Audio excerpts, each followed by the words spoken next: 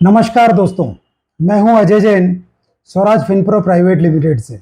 मेरे बहुत सारे क्लाइंट्स जब म्यूचुअल फंड का विज्ञापन देखते हैं तो उसमें एक नीचे छोटी से शब्दों में एक लाइन लिखी होती है, mutual fund investment is subject to market risk, read all scheme related documents carefully.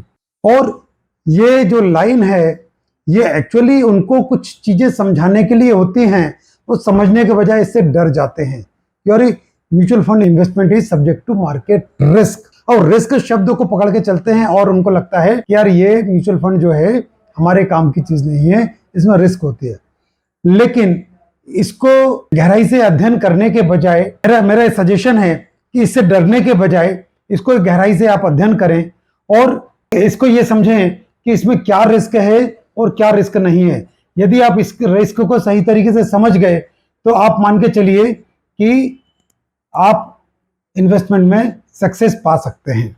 ईमानदारी से बताएं तो हमारी जिंदगी में क्या कंट्रोलेबल है और क्या कंट्रोलेबल नहीं है, हमको ये मालूम होना चाहिए।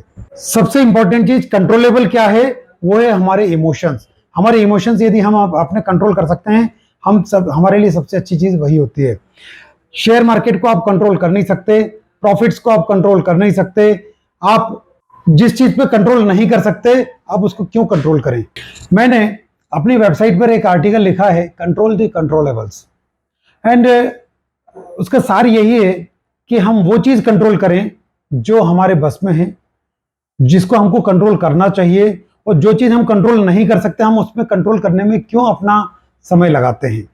जो चीज हम कंट्रोल कर सकते हैं वो है हमारे इमोशंस, जो चीज हम कंट्रोल कर सकते हैं वो हमारे इन्वेस्टमेंट का टाइम होराइजन, जो चीज हमारे कंट्रोल में वो है हमारा गोल।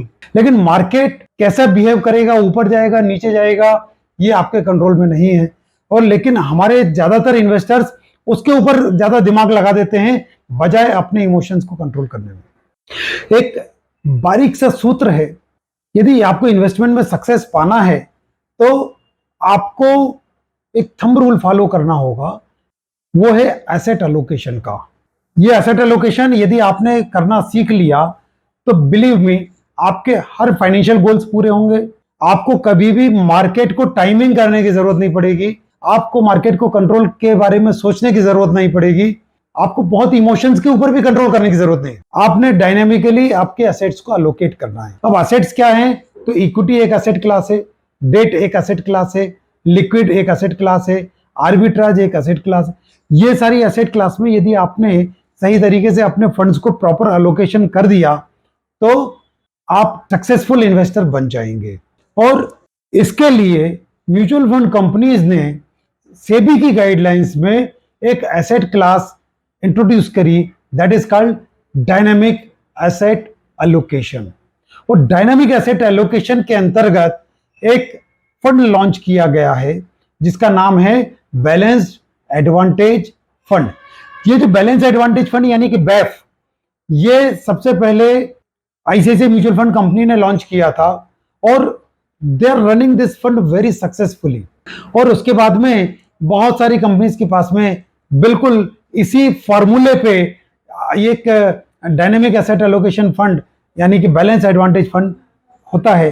कैसे काम करता है, उसके क्या फायदे होते हैं, क्यों उसमें इन्वेस्टमेंट करना चाहिए, अपन इसको आगे यहां ब्रीफ में समझते हैं। जो डायनेमिक एसेट एलोकेशन फंड का इन्वेस्टर है उसको सबसे इंपॉर्टेंट चीज, कभी भी मार्केट को टाइमिंग करने की जरूरत नहीं पड़ती।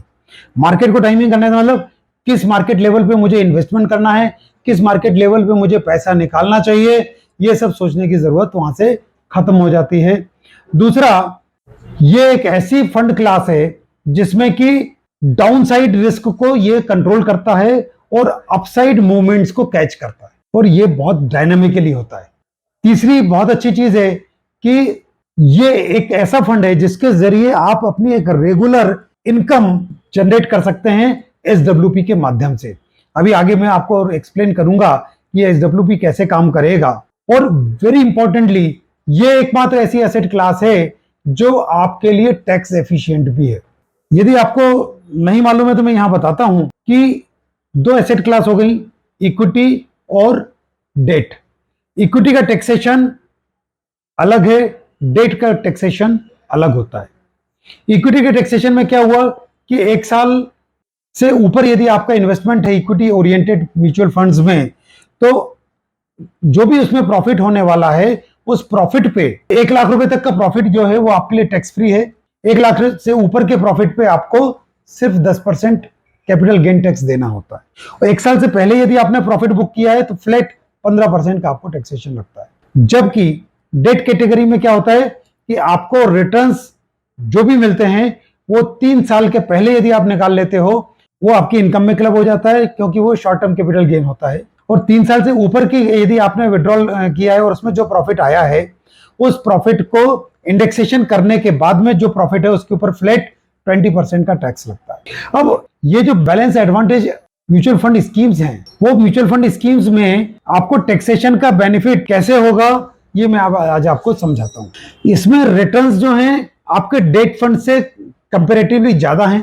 टैक्सेशन इक्विटी का है, इस फंड को इसी तरह से मैनेज किया जाता है कि हर समय इक्विटी का लेवल जो है 65% से ऊपर मेंटेन होता है। अब आप कहेंगे कि ये कैसे संभव है, तो ये बहुत आसानी से होता है, क्योंकि इसमें 4 चीजें इसमें शामिल की जाती है इस इन्वेस्टमेंट में: इक्विटी, डेट, लिक्विड और आर्बिट्राज। ये 4 चीजों के कॉम्बिनेशन से और परम्यूटेशन के साथ में ये आपको इक्विटी के टैक्सेशन देने में सक्षम होते हैं, ताकि आपको टैक्सेशन कम से कम लगे, मार्केट के अप डाउनसाइड रिस्क को आप कम से कम कर सकें और मार्केट के अपसाइड प्रॉफिट्स को आप ज्यादा से ज्यादा ले सकें। जिन लोगों को लॉन्ग टर्म वेल्थ क्रिएशन करना है, लॉन्ग टर्म में बिना मार्केट का रिस्क को लिए आपको वेल्थ क्रिएट करना है, आपकी लॉन्ग टर्म की एसेट्स को आपकी नेक्स्ट जनरेशन को ट्रांसफर करना है, आपको बुढ़ापे के लिए आपको पैसा इकट्ठा करना है ताकि एक रेगुलर इनकम का सोर्स बन जाए, तो ये ऐसी स्कीम है जो आपकी हर नीड को पूरा करने में सक्षम है। तो अपन ये समझें कि किनको इन्वेस्टमेंट करना चाहिए, जिनको की टारगेट है मुझे इतना कैपिटल एप्रिसिएशन करना है लॉन्ग रन में, मुझे इससे एक रेगुलर इनकम लेना है एसडब्ल्यूपी के जरिए, और जो इक्विटी मार्केट में पार्टिसिपेट तो करना चाहते हैं म्यूचुअल फंड के जरिए, मगर उसकी वॉलेटिलिटी से डरते हैं। एनएवी बहुत ज्यादा फ्लक्चुएट करे तो उससे उनको डर लगता है।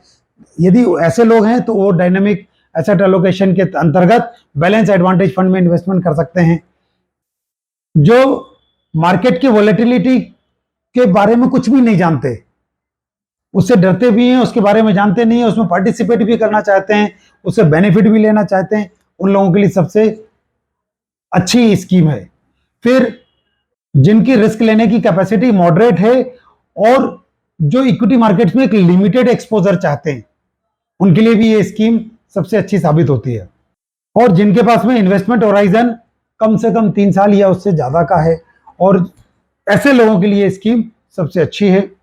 बैलेंस एडवांटेज फंड इतनी सारी खूबियों के साथ में आपके बीच में है, तो क्यों ना इसका फायदा उठाया जाए। आईसीआईसीआई म्यूचुअल फंड ने इस बैलेंस एडवांटेज फंड को उपयोग करते हुए एक बहुत बढ़िया प्रोपोजिशन दिया, जिसमें आप मंथली एसआईपी के थ्रू इन्वेस्टमेंट करें और बैलेंस लास्ट में जब आपका टाइम पीरियड पूरा हो जाए तो उस पैसे को बैलेंस एडवांटेज फंड में शिफ्ट करें और वहां से एक रेगुलर इनकम लेना शुरू करें।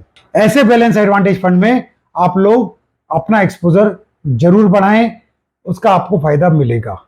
Thank you. जय हिंद, जय Bharat. Investments are subject to market risks. Read all scheme related documents carefully.